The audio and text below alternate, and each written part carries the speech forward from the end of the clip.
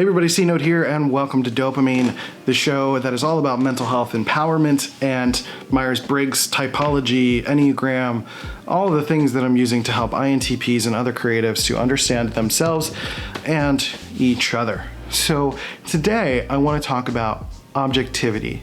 Now, I know this is going to be a heated topic, so number one rule, be respectful in the comments, because I see all the comments.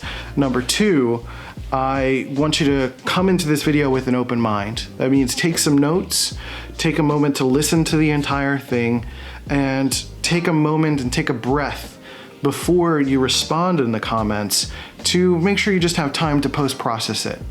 Because a lot of the times we have a challenge in general with immediately reacting and just typing and getting upset about something. And I am here with the intention of helping, and I want to help INTPs, TI users, really, INTPs and ISTPs or ENTPs and ESTPs, honestly. If you're here, welcome, glad you're here, to be able to understand some of these concepts a little bit more thoroughly. So, introverted thinking, the challenge that we have with the explanation of INTPs and ISTPs is that we are objective, and I don't necessarily think that's true. That's a challenge that we face with understanding ourselves, that when we have an opinion, we have a thought process, we have something we figured out. As TI users, it's very easy for us to have conviction around that idea that, all right, I know this to be true, or I've done a ton of work around this, and with all the information I have, I've consolidated this idea into this concept, and I don't have any other new information, so this must be the thing, right? And what's tricky is that, as far as we know, our version of the objective answer is still subjective, because we don't have the final answer. That is the tricky part about being a TI user, that we may think of 2 + 2 = 4, but that's because we don't have any other evidence that 2 + 2 = otherwise. And what we do as INTPs, as TI users, is that we are more about deductive reasoning than we are about finding the right answer.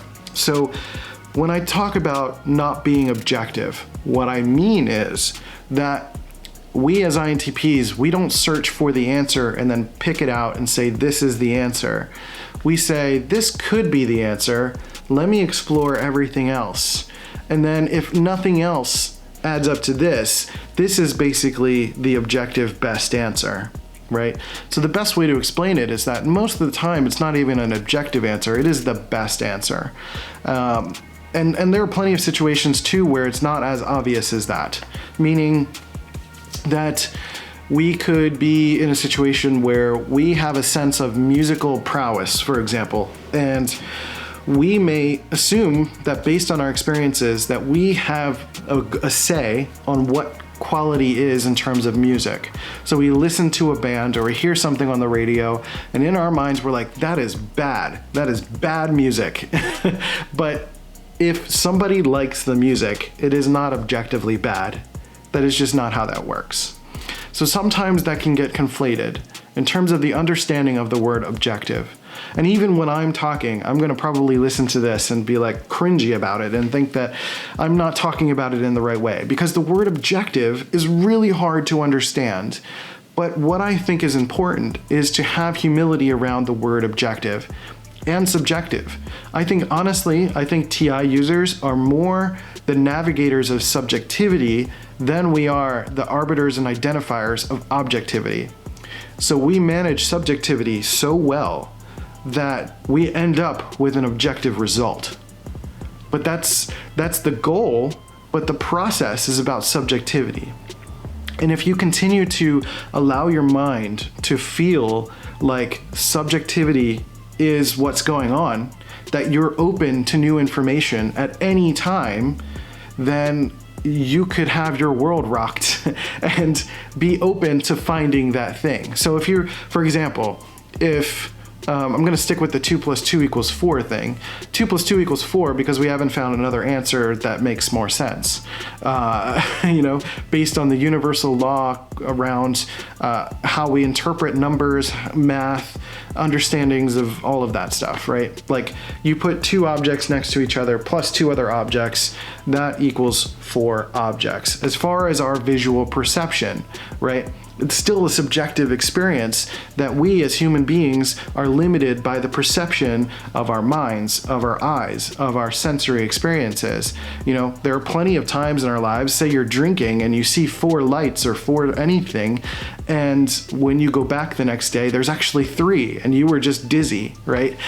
So what we assume is that 2 plus 2 equals 4 is something that exists of sound mind, of sound reality, of human reality, of our perception. But if you keep diving deeper, not into an absurd space, it's not about arguing this for the sake of semantics, so much as just understanding that the continued exploration of subjectivity of anything means that it opens up the mind to possibilities in other areas. So it's not about debunking 2 plus 2 equals 4. Like, that's kind of nonsense at this point. It's about, if you think about why we perceive 2 plus 2 equals 4 as that, then we can start to explore other ideas around perception. You start to think about, why do I see that? Why do I think about that? Why is math something that makes sense to my mind? Why do we use numbers? Sort of exploring further ideas. So it's not about getting to 2 plus 2 and stopping and then using that, but it's about further examining and continuing to be subjective around an idea so that we can further explore it and come up with new ideas.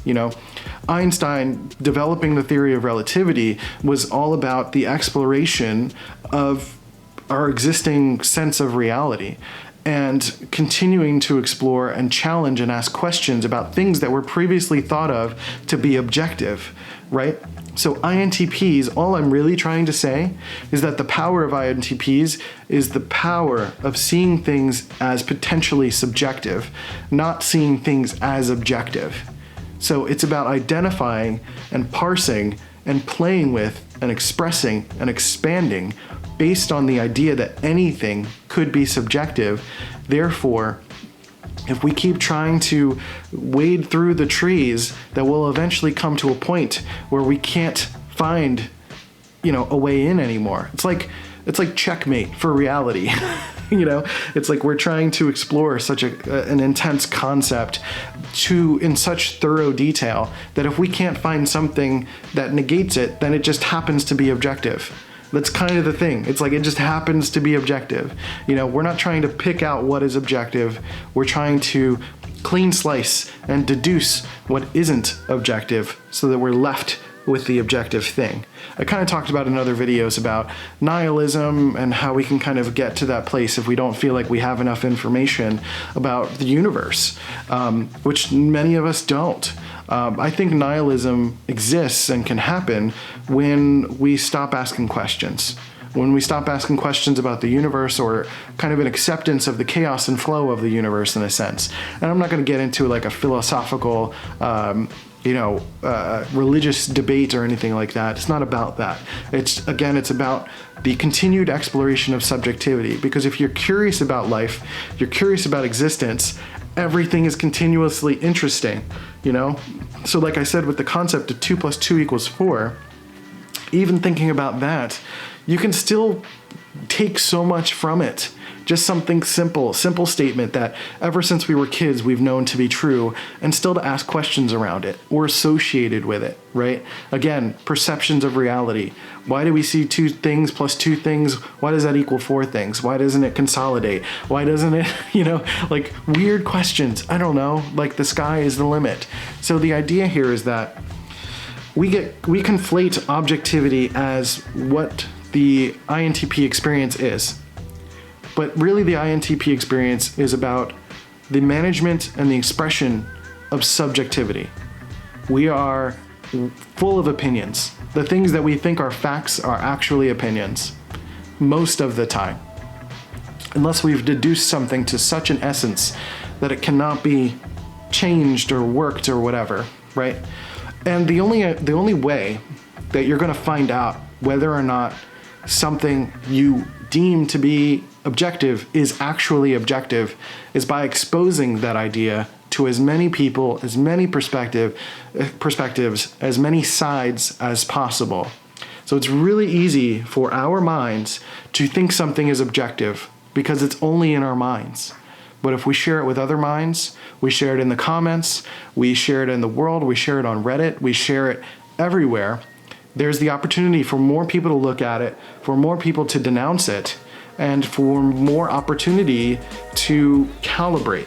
I think that is what's ultimately exciting for INTPs, is being able to take an idea and say like, oh crap, I was wrong.